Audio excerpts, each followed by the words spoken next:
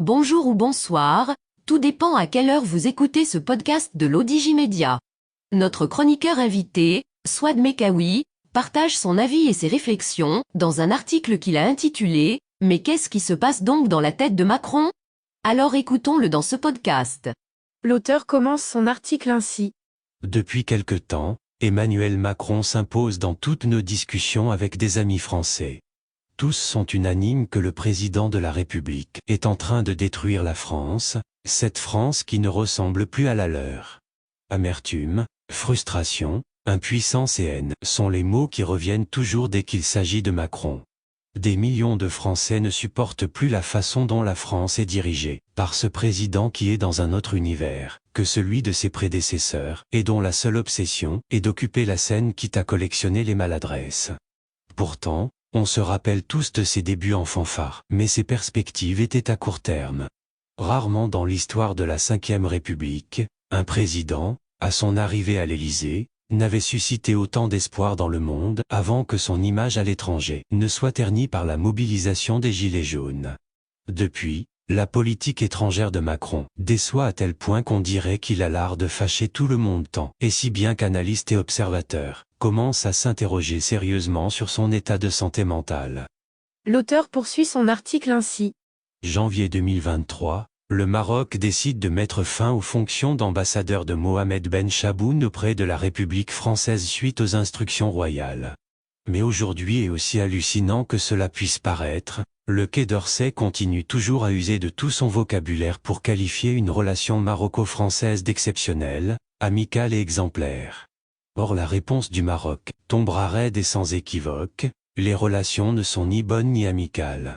Sous Macron, l'Algérie décide de rappeler son ambassadeur en France, le 8 février 2023, à cause de l'exfiltration clandestine de la franco-algérienne Amira Bouraoui vers la France. Avant cela et en janvier 2022, le Mali expulse l'ambassadeur de France suite à des déclarations de responsables français à l'encontre des autorités maliennes.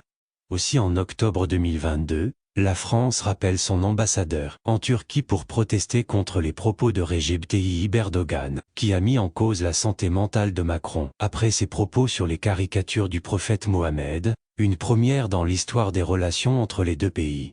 En septembre 2021, la France avait rappelé ses ambassadeurs aux États-Unis et en Australie, suite à la rupture par l'Australie du contrat de commande de 12 sous-marins français remplacés par d'autres Américains à propulsion nucléaire.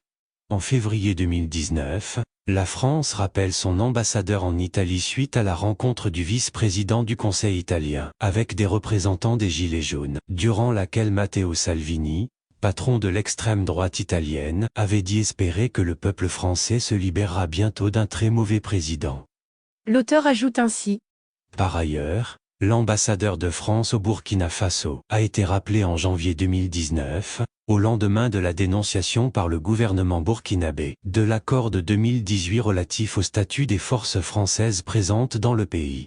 Sous Macron, les appels au boycott des produits français se multiplient dans plusieurs pays du monde arabe. Il a réussi donc l'exploit de se fâcher avec l'Algérie, le Maroc, plusieurs autres pays du continent africain. Même exploit avec la Russie.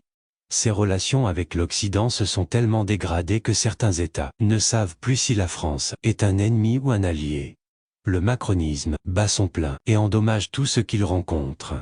Mais qui est vraiment Macron, ce séducteur né qui, conscient à tort ou à raison de son talent de séduire ses interlocuteurs, ne se rend compte de ses dégâts que lorsqu'il s'est déjà mis le doigt dans l'œil jusqu'au coude? L'auteur mentionne ainsi. À l'entendre dire à son équipe, Robinson, quand le naufrage est là, il ne se prend pas les mains dans la tête en essayant de faire une grande théorie du naufrage. Sinon d'ailleurs nous n'aurions jamais écrit le récit de ces miracles. Il prend d'abord du jambon et du fromage, mais il a en lui cette capacité à réinventer une histoire unique. Extrêmement malin et manipulateur, il donne à voir la légende du président philosophe et d'un vrai penseur dont la superficialité tisse sa toile d'araignée tout autour. C'est le président bienveillant, à l'intelligence lumineuse, faussement humble, qui se montre menaçant dès que sa vraie nature le trahit. Son esprit aussi aiguisé que sa langue, il s'enivre de ses propres paroles et s'enferme dans des délires, dont lui seul conçoit le montage comme d'ailleurs son grand port ralliant Marseille à Lyon. Tel est donc Macron qui ne fait que collectionner les dérapages. Preuve en sont ses actions complètement délirantes à l'international.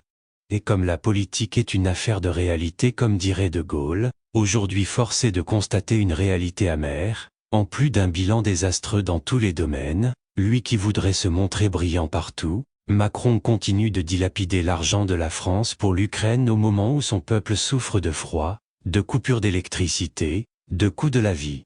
C'est à se demander s'il connaît vraiment les réalités de son pays. Dans sa panique de perdre un semblant d'influence qu'il n'a plus d'ailleurs en Afrique, il annonce qu'il va débloquer 1 milliard d'euros de l'argent des fonds publics pour aider l'Afrique du Sud à sortir du charbon. Le pire est qu'il endette son pays de manière alarmante. En effet, à la fin du deuxième trimestre de 2022, la dette publique s'établit à 2916,8 milliards d'euros. Sa démesure n'a d'égal que son état d'exaltation, que lui envierait l'enfant le plus excité, qui voudrait se faire remarquer par tout le monde.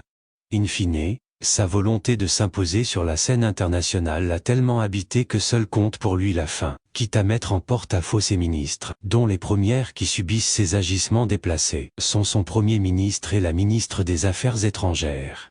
D'ailleurs, personne n'oublie ses propos en réponse à une journaliste, en lui disant qu'il sortait d'une lourde dépression, et qu'il faisait le travail de tout le gouvernement. L'auteur précise sa pensée ainsi. C'est l'évidence même, Macron est un cas hors pair, qui nécessite d'être étudié. Ivre de sa toute-puissance, il n'écoute personne, laisse voir l'image de l'homme épanoui, spirituel, dynamique, une image de Messie ou de Sauveur au-delà du président qui sait ce qui est bon pour le monde entier. Sauf qu'il oublie de faire son propre bilan de conscience, lui qui a été élu par la gauche, mais qui se trouve aujourd'hui porté par la droite. C'est quelqu'un qui dit tout et son contraire comme pour maintenir le cap, coûte que coûte tout en signant la perte de crédit de la France. Expliquer que l'OTAN est en mort cérébrale et se comporter en parfait allié de l'organisation après, n'est-ce pas la meilleure illustration ? Ou plutôt un exemple parmi tant d'autres, qui font que le président de la France n'inspire plus de respect, et qui font qu'il a le talent de s'humilier lui-même des fois. Rappelons que la visite au Maroc, qu'il avait annoncée, n'a pas eu lieu et pour cause sa décision unilatérale, n'a pas plu au royaume. Dans le même registre des comportements puérils et irréfléchis, il rend public son échange téléphonique avec Poutine, contrairement à la bienséance et à l'éthique, que veut la diplomatie. Macron annonce par la suite qu'il allait voir le président russe, mais ce dernier a préféré le zapping. Et pour couronner le tout, il annonce qu'il allait à Pékin mais plus rien. N'est-ce pas regrettable pour la 7e puissance économique mondiale et 5e au rang des donateurs d'aide publique au développement ? Macron avec son potentiel à raviver les crises, et même à en créer, n'est-il pas en train d'isoler la 5e République ? A-t-il vraiment une vision du monde ? L'auteur conclut son article ainsi. Il est temps que les Français se posent les vraies questions sur la diplomatie macronienne, qui a montré ses limites, et qui peine à trouver la bonne voie. De Gaulle le disait, « La France ne peut être la France sans la grandeur. » C'est à se demander, qui fait encore confiance au chef de l'État français ? Peut-être qu'il faudra attendre la fin du mandat de Macron, pour remettre tout sur les rails. Rédigé par Swad Mekawi, et lu par l'intelligence artificielle de l'Odigimédia.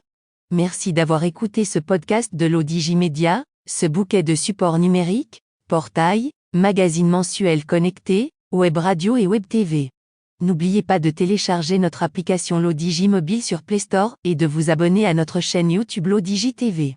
Vous pouvez, aussi, nous suivre sur nos réseaux sociaux, Instagram, Facebook, TikTok, LinkedIn et Twitter. Ou encore, vous inscrire sur notre newsletter quotidienne à partir du portail lodigi.ma. Alors, on se dit au prochain podcast de nos chroniqueurs invités. Et à très bientôt, si et seulement si vous le voulez bien.